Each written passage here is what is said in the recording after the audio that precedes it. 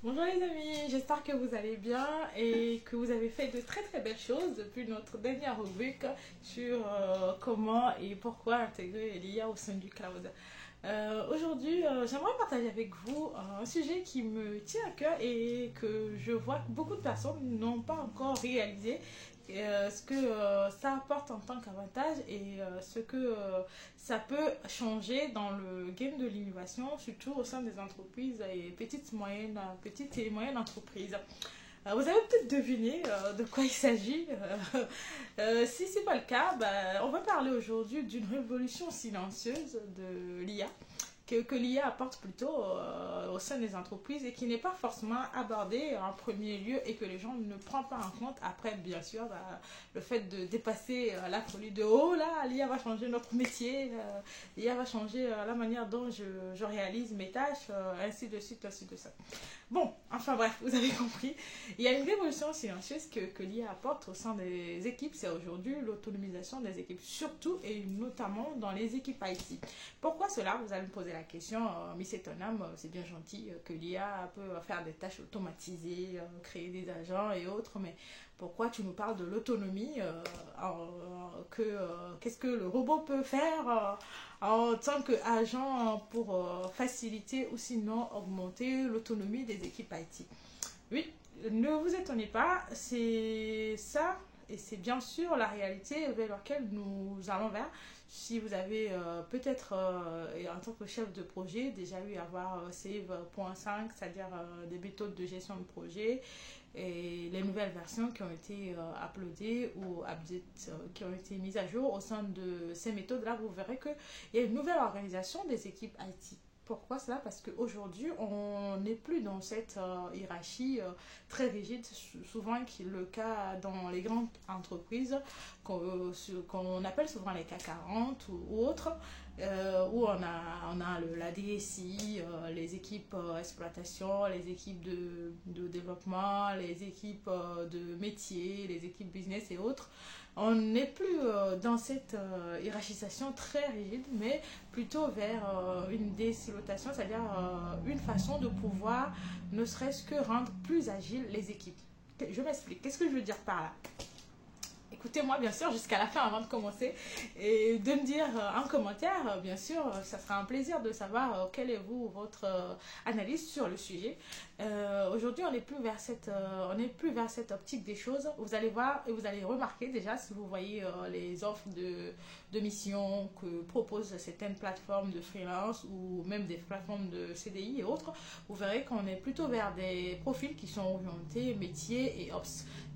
Qu'est-ce que ça veut dire? C'est-à-dire les profils qui ont cette vision métier, c'est-à-dire en termes de business, en termes de use case, en termes de cas d'utilisation pour... et voilà, vous avez compris l'idée. Et en termes de tout ce qui est expression de besoin, on est plutôt vers ces profils-là qui ont à la fois ce vernis technique, mais aussi orienté métier. Pourquoi cela? Parce qu'on veut apporter de l'agilité au sein des équipes. C'est-à-dire que je ne sais pas si vous avez déjà eu à vivre des occasions, par exemple, où vous avez le développeur qui a fini de développer son application et puis se rend compte qu'avec le stack technique des intégrateurs ou des IOPS, il aura du mal à déployer de manière parfaite son application. Et du coup, il y a un ping-pong qui s'installe entre les deux équipes. Vous dites, ah non, c'est de ta faute si l'image, c'est-à-dire si le déploiement de l'image bug, c'est toi qui dois corriger le code. Je ne sais pas pourquoi le code fonctionne chez moi et le code ne fonctionne pas bien lorsque vous voulez l'intégrer sur votre plateforme. Donc, c'est un peu ça le ping-pong qui s'instaure rapidement quand on est en face des équipes qui ne sont pas aussi très agiles comme on l'aimerait, surtout dans le cloud. Oui, surtout dans le cloud, on a besoin de l'agilité pour pouvoir permettre à les équipes qui sont très interdépendantes de pouvoir fonctionner et collaborer ensemble pour déployer bien sûr les grands projets d'envergure cloud. Donc pour éviter ces ping-pong-là, l'IA aujourd'hui permet cela. C'est-à-dire qu'aujourd'hui, un IOPS ne va pas juste dire que moi je suis censé de déployer le CI, c'est-à-dire l'image, et si le code de l'image ou le conteneur fourni n'est pas bien, je ne pourrai pas savoir à quel niveau se trouve le problème. Donc, il pourra déjà analyser avec les outils, les agents de IA aujourd'hui qu'on peut configurer au sein de plusieurs fournisseurs cloud et outils applications Donc, il pourra aujourd'hui analyser et sortir ne serait-ce que les premières remarques ou les points de blocage. Ce qui fait que ça ramène une certaine agilité au niveau du fonctionnement des équipes. C'est-à-dire qu'il ne sera plus en train de dire c'est pas ma faute, c'est la faute de celui-là. Et le développeur va se dire que non, non, non, c'est pas sa faute aussi, c'est la faute de l'autre.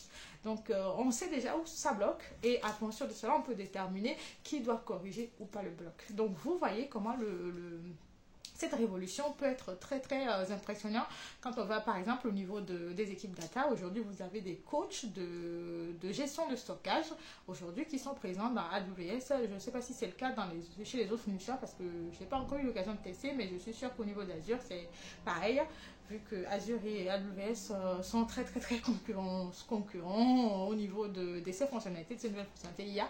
Donc vous allez remarquer qu'aujourd'hui avec les coachs IA, l'équipe de data n'a pas forcément besoin d'attendre les IOPS ou les intégrateurs pour savoir comment gérer leur stockage et comment les configurer.